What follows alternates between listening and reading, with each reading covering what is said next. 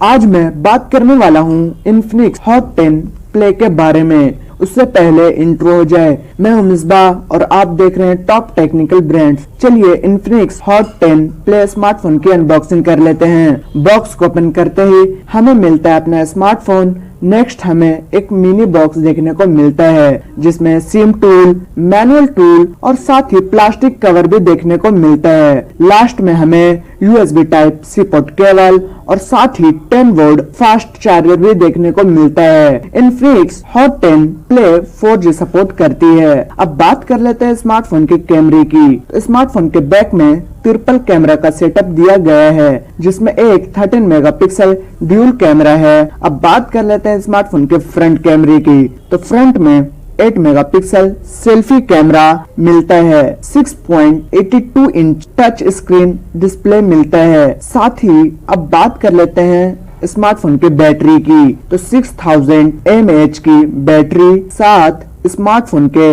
पीछे side mountain fingerprint scanner भी मौजूद है। 4GB RAM plus 64GB storage के लिए Infinix Hot10 प्ले की प्राइस 8000 रुपीज है। वीडियो पसंद आए तो वीडियो को लाइक करना, क्योंकि अगर यहाँ तक देखी है तो पसंद तो आई होगी। और चैनल को सब्सक्राइब करके बगल वाले बेल आइकन को दबाना मत भूलना।